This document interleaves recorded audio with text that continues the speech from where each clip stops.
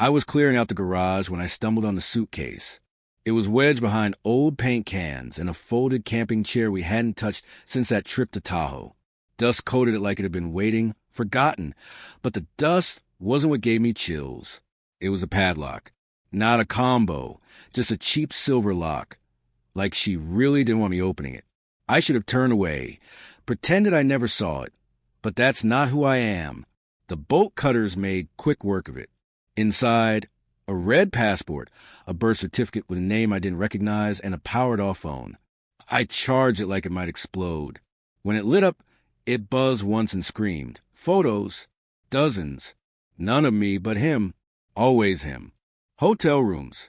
The same arm around her waist. The same smirk. Her eyes, ones I blamed on exhaustion, were actually heavy with guilt. I could have accepted a past. Everyone has one, but this was ongoing. Our 10 years. Wedding, holidays, lazy Sundays. Just background noise to a life she'd been carefully curating elsewhere. We met in grad school.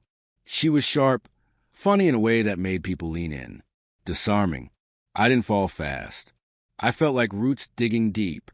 We built what I thought was solid, shared routines, in-jokes, a kind of intimacy that felt rare. She used to touch my hair and whisper she felt safest with me. I held on to that like it was truth, but I wasn't safety. I was her camouflage. I didn't confront her. You don't play your hand when you realize you've been dealt someone else's cards. I took notes. Every name, every date stamp, every freckle on his face. She told me she had therapy on Wednesdays. She was visiting a P.O. box. I followed, watched her take out letters. Ink by hand, not her writing, his. I hired someone. Quiet, efficient, ex-fed. Took 3 days to get a name, Stephen Rains. Twice divorced. Job hopper.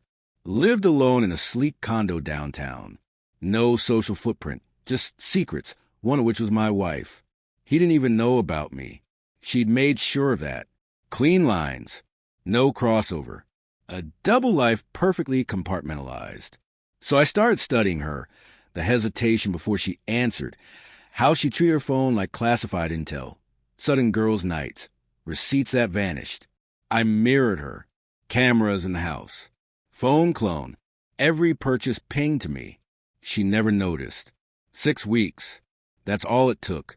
Audio clips. Pictures. Her voice saying his name like a prayer. She told him she loved him. Then she'd come home and tell me I was her everything. I started planning.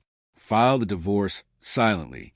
My state doesn't take kindly to infidelity. Spousal support becomes a non-issue. I drained our accounts, restructured my company, made it look broke on paper, built a trust under my sister's name, left her nothing. But that was just logistics. The art was still to come. I lured Stephen to dinner under a fake name, said I was a publisher interested in his writing. He dabbled per the emails. He showed up looking polished, practiced. I slid an envelope across the table. Photos, documents, her wedding certificate. He went pale. She told me you were dead, he said. I smiled. Not yet. He started to apologize. I didn't let him. Gave him 2 options, disappear or I'd torch his career. Turns out he lied on some degrees. I already had his employer's number queued up. He left town that week. Then came her turn. She came home on a Friday. The house was hollow. No couch. No electronics. The bed stripped. Her closet half empty. In the center of the living room, the suitcase, open. Next to it, the divorce papers and a flash drive. On it, everything. A note. You built a second life. Now live in it. She called 23 times. I didn't answer. 3 days later, I met her at a public cafe. Neutral ground.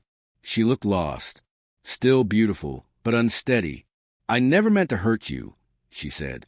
I know, I told her. You meant to get away with it. She cried. I watched. Then I walked away. The house sold in a month. I moved to a smaller city. Quiet, simple. I sleep better now.